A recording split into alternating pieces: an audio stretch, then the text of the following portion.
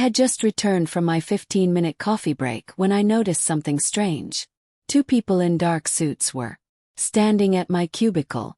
Both wore ID badges clipped neatly to their belts, and each carried a slim folder. One of them was wearing latex gloves, flipping through my drawers as if I were some sort of criminal.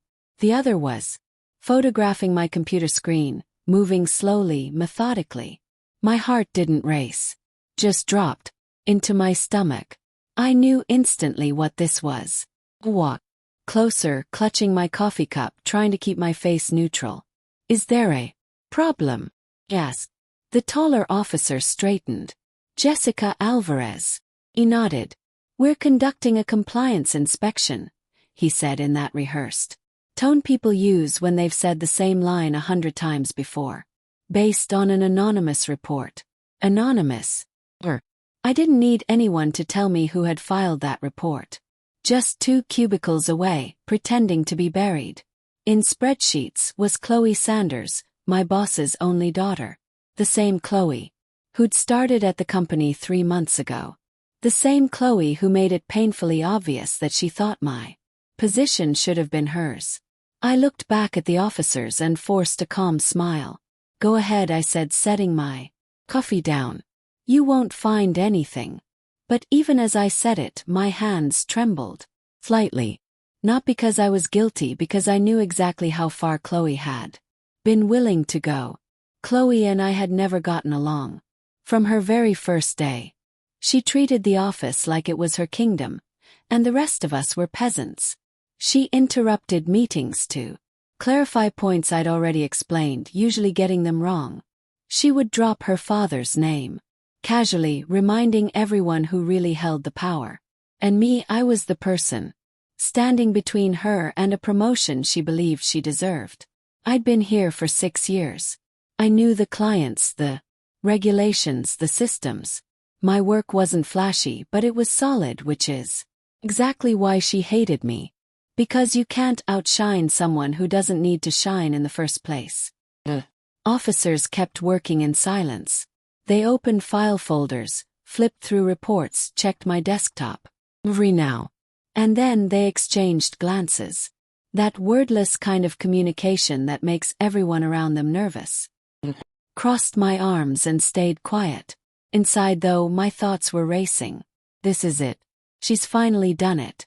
Chloe's managed to convince them I'm a liability. Months of whispers, fake concern, accidental mistakes pinned on me. She's been building this moment. Stole a glance in her direction. She was pretending to highlight cells on a spreadsheet, but her eyes kept flicking. Watching. She wasn't even trying to hide it. I should have been angry. I should have felt humiliated standing there while strangers rifled through my things. But instead I felt something different. Strange kind of calm. Because Chloe had no idea what she was about to walk into. Before I tell you what happened next, could you take a quick second to drop a comment and tell me where you're listening from?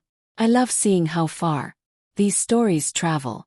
And if you haven't already, please subscribe and hit the bell because this story only gets wilder from here. The shorter officer pulled open my bottom drawer. He sifted past notebooks, pens, and a few personal items. Then his gloved hand froze. He pulled out a leather-bound folder, flipped it open, and frowned. "Jessica," he said slowly. "What's this?" I glanced down at the file in his hands, my chest tightened. It wasn't mine. At least it hadn't been yesterday. Inside were printed emails, notes scribbled in handwriting that wasn't mine, even screenshots of supposed mistakes that looked suspiciously like the ones Chloe had whispered about in the past weeks. Felt my throat go dry, but I forced myself to breathe evenly. "That's not my file," I said. Taller officer's eyebrows lifted. "It was in your drawer." I looked straight at him. "And yet, it doesn't belong to me." Behind me, I heard the faintest sound. The squeak of Chloe's chair as she shifted, trying to see. For a moment, the break room chatter, the ringing phones, the tapping keyboards around me all seemed to fade. It was just me, the officers, and the folder that could ruin my career. But then something happened that shifted everything. The officer kept flipping through the pages, his expression darkening. He showed a page to his partner. They whispered quickly, then glanced at me with an unreadable look. Miss Alvarez, the shorter one, said, "Finally, we need to speak with you in private." I nodded, steady as stone. Of course, because if they looked closely enough, they'd see the truth. And when they did, Chloe's plan would collapse before her eyes. The compliance officers led me down the hall to one of the small glass-walled conference rooms. My co-workers' eyes followed me as we walked past, whispering behind hands, pretending to look busy. I could practically hear the story spreading. Jessica's under investigation. Compliance caught her red-handed. Inside the room, they closed the blinds, sat across from me, and placed the folder on the table like it was evidence in a trial. The taller officer cleared his throat. "Jessica, as part of this inspection, we're obligated to review any documents found at your workstation. Can you explain the origin of this file?" I leaned back in my chair, forcing myself to stay calm. "I've never seen that folder before today." He raised an eyebrow. "It was found in your desk drawer." "I believe you," I said evenly, "but that doesn't make it mine." The shorter officer flipped open the folder. These appear to be records of errors, policy violations, and misconduct. The notes are dated, signed with initials, and include supporting documents. For example, he pulled out a page. "An email to a client where you allegedly provided incorrect policy terms." I felt my stomach tighten. I remembered that email, except I had caught the mistake before it went out. I'd rewritten it and resent it within 10 minutes. The incorrect version had never left my drafts. I looked the officer straight in the eye. "That's not a final email. That's a screenshot of an unsent draft." The two men exchanged a look. For weeks, I'd sensed Chloe circling. The accidental bumps into my desk when she passed by. The casual remarks she made about my bad memory in meetings. The way she'd hover whenever I was typing, like she was waiting for me to slip. And now here it was, her big move. Fabricated dossier of my supposed incompetence. Except Chloe had made one mistake. Thought I didn't know how closely she'd been watching me, but I had been watching her too. The officers asked me to walk them through the documents, page by page. There were screenshots of spreadsheets with errors circled in red. But the version in the folder wasn't the final version. The corrected file was still sitting on the company's shared drive with my digital signature and timestamp. There were printouts of emails with typos or wrong dates, but every one of those had a follow-up correction, also timestamped, also logged. And then there were handwritten notes, pages and pages of them. They described me as habitually late, unprofessional in tone, and potentially reckless with client data. The handwriting was neat, feminine, loopy, like a teenager's journal, not mine. Pointed to the look. "Do you have handwriting samples on file?" The taller officer gave me a measured look. "Why?" "Because anyone who's worked here longer than a week knows I print in block capitals. Always. It's in my HR file. That's not my writing." He scribbled a note to himself. After nearly an hour, they leaned back in their chairs. The shorter officer tapped the folder. "Jessica, do you have any idea who might want to create this kind of documentation about you?" I hesitated, just long enough to make it look like I was reluctant. Then I sighed. "I don't want to make accusations without proof. But Chloe Sanders has expressed interest in my position. She also has access to my everyone does. The drawers don't lock." They didn't respond right away. But I could tell by the way they exchanged glances that the name wasn't unfamiliar. Back at my cubicle, Chloe was waiting. She wasn't looking at me directly, but I could feel the smug satisfaction radiating off her. She was certain she'd won. I sat down, turned on my monitor, and acted like nothing had happened. Inside, though, I was thinking 3 steps ahead because Chloe had underestimated me. She thought I was the Type who'd panic, deny, maybe even lash out. But the truth was I'd been documenting things too. Not fake mistakes, not fabricated notes, but subtle details, real events, the kind of things people overlook until it's too late. The officers might not know it yet, but they were sitting on the edge of something much bigger than a few forged emails. That evening, as I packed up to leave, Chloe passed by my desk. She stopped, leaned against the partition, and whispered so no one else could hear. "Rough day, Jessica." I looked up slowly. "Not as rough as yours will be." Her smile faltered for half a second, but she quickly recovered. "You'll see. People always find out who's really pulling the strings." "Yeah," I said softly. "They do." When I got home, I opened my laptop and reviewed my own records. I hadn't planned it this way, but over the past year I'd built an archive not of mistakes but of conversations, client feedback, performance reviews, and casual notes. That painted a very different picture than the one Chloe was trying to sell. And tucked among those files was something I hadn't needed until now. Proof of Chloe's meddling. Because 3 weeks earlier I'd caught her in my inbox. She'd accidentally sent a client draft under my name riddled with errors. But the IT logs had captured her login session. I'd saved the screenshot, quietly just in case. And now just in case had arrived. I closed my laptop and leaned back in my chair. Tomorrow the officers would come back with more questions. They always did.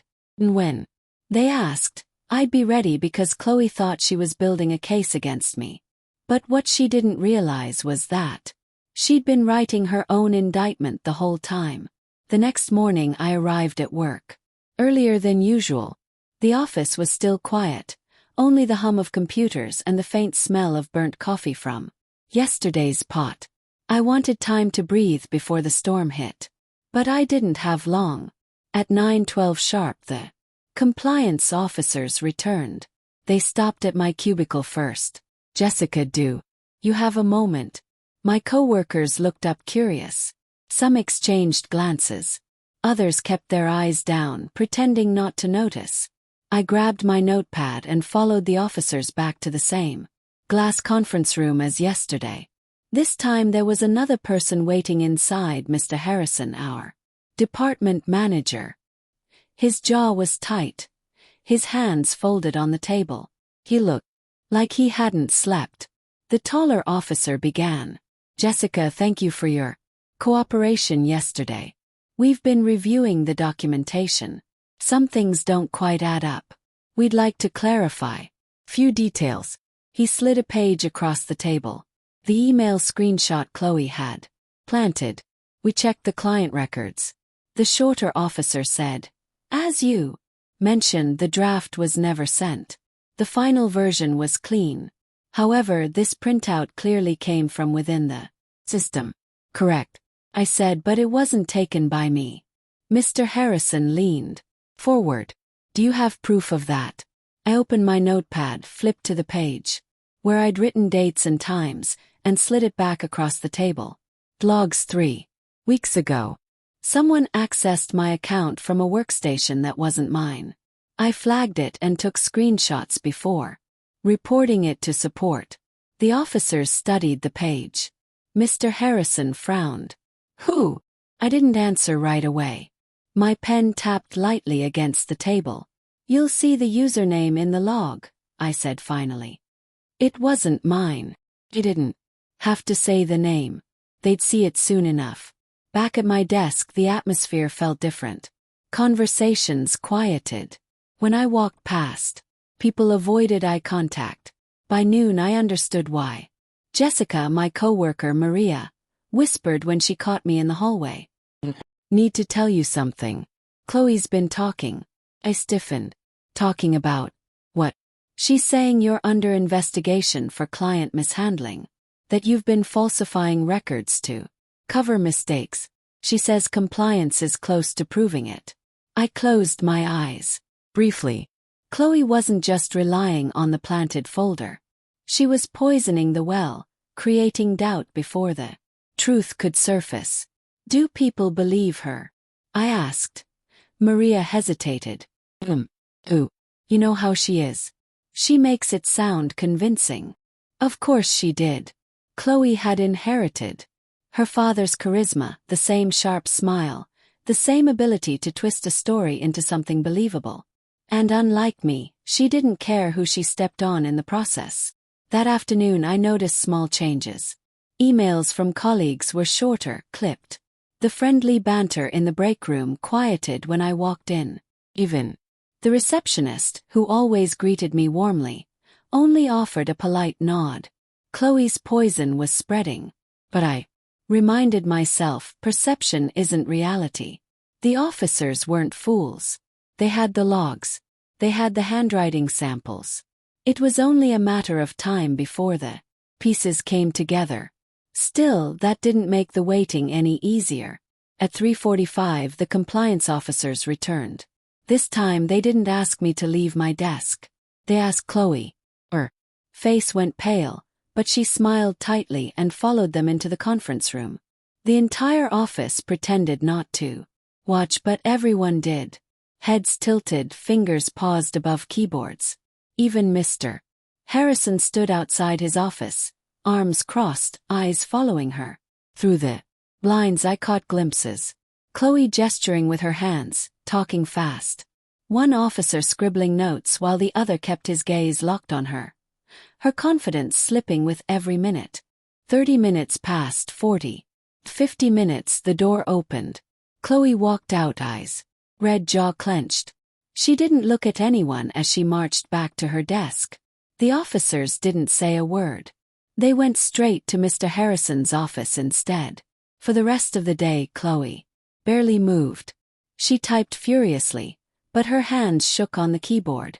Every so often she glanced my way, her expression somewhere between anger and panic. And I realized something important. She still thought she could win. She thought this was just a setback. That if she pushed harder, whispered louder, she could still convince everyone I was the villain. But the more she tried, the clearer the contrast became. Her noise versus my silence, her rumors versus my record, her chaos versus my calm. As I packed my bag that evening, Mr. Harrison stopped by my desk. He lowered his voice. "Jessica, keep doing your job. Don't engage. Understood?" He nodded. But inside, I knew it wasn't enough to just survive this. Chloe had crossed a line. She hadn't just tried to take my job. She tried to take my name, my reputation, everything I'd built in 6 years. And if she thought I was going to let that slide, she didn't know me at all. That night, I sat at my kitchen table with my laptop open. I organized the files I'd saved. ET logs, client testimonials, performance reviews, even casual emails where Chloe had overstepped. Piece by piece, the puzzle was forming. I wasn't just defending myself anymore. I was preparing to expose her. By 8:31, the calendar invite hit my inbox. Compliance review, attendance required. Location conference room B, attendees the 2 officers, Miss Patel from HR, Mr. Harrison, my manager. Optional. Chloe Sanders. Optional. But I printed nothing, brought only a notepad, and walked in exactly on time. The blinds were half closed. The table was too clean. Everyone had that stiff posture people get when they've decided not to make small talk. The taller officer darted. "Jessica, thanks for coming. We've reviewed the documents found at your workstation and compared them to system records." His tone was neutral, but his jaw worked like he was chewing on a problem he didn't like. Miss Patel nodded. "We'll walk through key points, and then take questions." I folded my hands and waited. The shorter officer slid a page toward me. First, the email error that appeared in the folder. "Server logs confirm your draft wasn't sent. The sent item in the client thread matches your corrected version." He tapped the margin. "This is fine." He placed a second page on top of the first. "Second access logs. At 5:46 p.m. 3 weeks ago, your account was Opened from workstation 4C while you were badged out of the building at 5:28 p.m. Mr. Harrison looked at me. You were of sight. Yes, I said. Jim, the badge log will show I didn't return.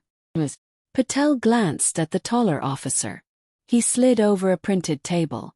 Security confirmed the badge. We also pulled camera stills from 5:44 to 5:49 p.m. He turned the page around so I could see. The grainy frame showed my row of cubicles, a figure in a camel coat, head down, hands in my drawer. Even in low resolution, the profile was unmistakable. Chloe's eyes flicked to the photo and away again. That's not, you can't tell who that is. The shorter officer didn't argue. He placed a new sheet on the stack. Print server logs. The hard copies in the folder were produced on Kona Minolta 2E at 6:02 p.m. same day. Job owner C. Sanders. Silence swallowed the room. Even the air vent sounded loud. Chloe let out a breathy laugh. We all print under shared queues. Anyone could. Wasn't a shared queue, the taller officer said quietly. It required network login. The job metadata includes the user hash. He looked at her, then at Miss Patel. We verified it with it. Mr. Harrison sat back. His face went a shade paler. Where was Mr. Sanders looped in on this? He asked, voice careful. He's Chloe's father and her skip level. Miss Patel's expression didn't move. He was copied on the initial anonymous complaint. He has been recused as of this morning. Should have happened at the outset. She didn't look at Chloe when she said it. She didn't need to. Kept breathing. Steady in, steady out. I could feel the weight shifting in the room like a table finally settling on 4 legs. The shorter officer continued. We also compared the handwritten notes in the folder to samples from personnel files. They don't match yours. They do, however, match a training form initialed by Miss Sanders during onboarding. The slant, the loop G's, the open A's. I was documenting concerns. Chloe cut in, voice sharp. Whistleblowing is encouraged here, right? Or do we punish people for caring about standards? Ms. Patel folded her hands. Whistleblowing is protected. Fabrication is not.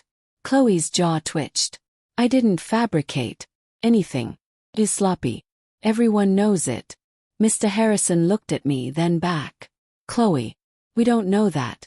I opened my notepad and slid a single color print out toward the officers. There's one more thing. My voice surprised me with how calm it sounded. 3 weeks ago, there was a client draft sent under my name with multiple errors. I caught it and resubmitted. IT traced the origination to CSDS on Workstation 5B during my lunch hour. I reported it to support but asked them not to escalate unless it became a pattern. The taller officer scanned the printout, then pulled a second copy from his folder like he'd already been there. We have this. Thank you. Chloe gripped the edge of the table.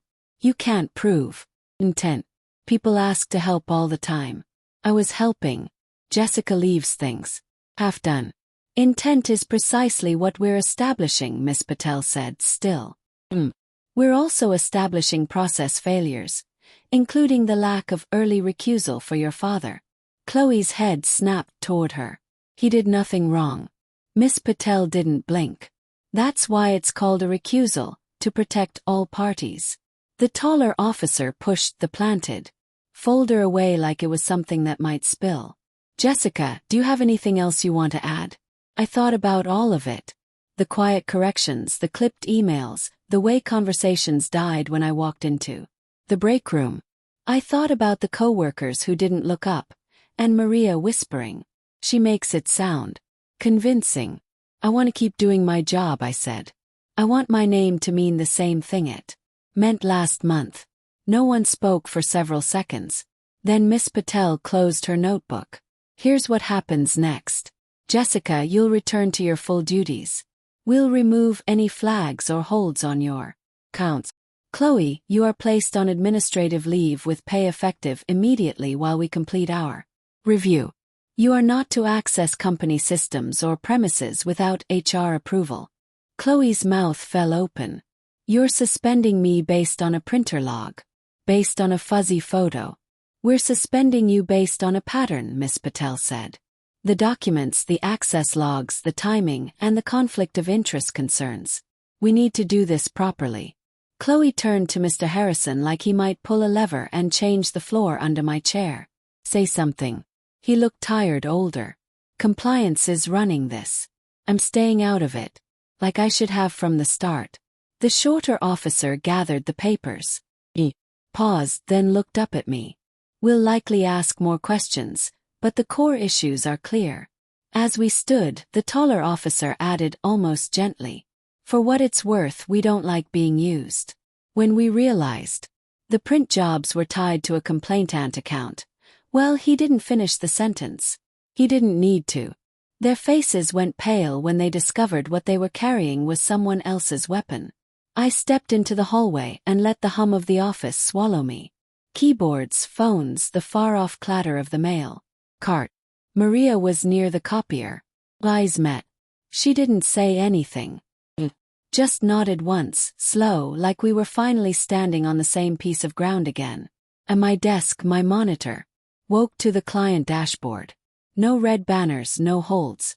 The ordinary grid of names and renewal dates looked almost beautiful. A minute later, security appeared at Chloe's cubicle with Ms. Patel. They spoke quietly. Chloe handed over her badge and laptop. Movements jerky, like she couldn't quite believe the physics of what was happening. She didn't look at me. Walked out without drama. Just a tight line where her mouth should be. The office didn't cheer. No one clapped. That isn't how real life works. People stared at their screens and typed and pretended not to notice what they were noticing. I took a breath and opened the next client file. This wasn't over. Administrative leave wasn't a verdict. Policies take time. Processes have to be followed. Endings aren't clean lines on a calendar invite. But for the first time in weeks I felt the table steady under my hands. And then my phone buzzed. Unknown number. Internal extension. Jessica. The voice was firm. Unfamiliar. This is Elaine Mercer, Director of Compliance. I'd like to meet with you privately this afternoon. Something you should see. It concerns Mr. Sanders. I stared at the receiver, the cursor blinking on my screen. Course there was more. Send the invite, I said. Be there at 3 p.m. sharp. I walked into the 12th floor conference room. Skyline stretched behind the glass like a backdrop, the city buzzing far below. Inside sat Elaine Mercer, the Director of Compliance. I'd only seen her twice before, both times in all hands meetings. She carried herself like someone who didn't need to raise her voice to be heard. Jessica, she said, gesturing to a chair. Thank you for coming on short notice. Her tone was calm, but the folder in front of her was thick. Thick. The door shut behind me with a soft click. Elaine flipped the folder open. We've concluded the initial review of the documents planted in your desk. You should know Chloe's actions weren't isolated. They were supported, directly or indirectly, by her father. Blinked. Mr. Sanders. Elaine slid a paper across the table. It was an email thread, heavily redacted, but clear enough. The anonymous complaint had originated from his account. He had blind copied Chloe. He had coached her on phrasing, even suggested attaching the evidence she had compiled. I felt my stomach twist.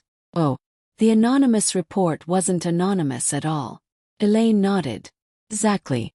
Normally, we encourage employees to raise concerns, but anonymity doesn't mean immunity. Using the process to settle personal scores, that's an abuse of the system. I stared at the page. 6 years. I'd worked here. 6 years of clean reviews, loyal clients, late nights, making sure nothing slipped through. And my boss had decided his daughter's ambition mattered more than my career. Elaine continued. Here's what happens next. Chloe remains on administrative leave while HR completes a formal review. Her father has been placed on interim suspension pending the outcome. Compliance will recommend escalation to the board. I exhaled slowly, barely believing what I was hearing. She leaned forward. Jessica, your record is clear, more than clear. Client satisfaction scores, system logs, peer feedback, everything points to consistent professional performance. You are not under investigation. Do you understand? For the first time in days, my chest loosened. Yes, I said quietly. But now I need to ask you something. She closed the folder and placed both hands on it. Do you want moving forward? The question caught me off guard. What did I want? My first instinct was simple. To keep my job, to go back to my desk, to my routine, to the safety of normal. But normal was gone. Chloe had made sure of that. I want my work to speak for self, I said finally. And I don't want to look over my shoulder, wondering who's waiting to sabotage me next. Elaine studied me for a moment. Then she nodded. Fair. Back at my desk, the office felt different. People weren't avoiding me anymore. Maria stopped by with a smile that looked more like an apology. Daniel from finance dropped off a file and lingered, asking how I was holding. The tide had shifted. Chloe's cubicle was empty. Her chair pushed in neatly. Her father's office, the corner one with the view, sat dark. For the first time in weeks, I allowed myself to breathe. 2 weeks later, the official announcement went out. Effective immediately, Mr. Sanders has stepped down as department head. Chloe Sanders is no longer employed with the company. The email was short, clinical, but the shock wave rippled through every floor. People whispered in break rooms, speculating about what had really happened. I didn't add to the rumors. Didn't need to, because the truth was already in the files, in the logs, in the handwriting that wasn't mine. That Friday, Mr. Harrison called me into his office. He looked tired, older than I remembered, but his voice was steady. Jessica, I owe you an apology, he said. I should have protected you sooner. I should have questioned what was happening instead of letting it play out. I let politics cloud my judgment. I didn't say anything. Sometimes silence is the only honest answer. He cleared his throat. The board approved my recommendation. Effective Monday, you'll be promoted to senior account manager. Full control of the client portfolio. Blinked. You're serious? He nodded. You earned it long ago. This company needs people who build trust, not tear it down. That evening I sat at my kitchen table. The promotion letter in front of me. The city lights shimmered outside my window. I thought about everything. Chloe's whispers, her smug smile, the way she'd leaned against my cubicle with that false confidence. I thought about her father, about the way he'd chosen blood over fairness. And I thought about the compliance officers' faces when the truth surfaced. They hadn't just discovered planted evidence. They discovered what envy looks like when it curdles into sabotage. Here's the part no one tells you. Revenge in real life doesn't look like fireworks. Doesn't look like public humiliation or dramatic speeches.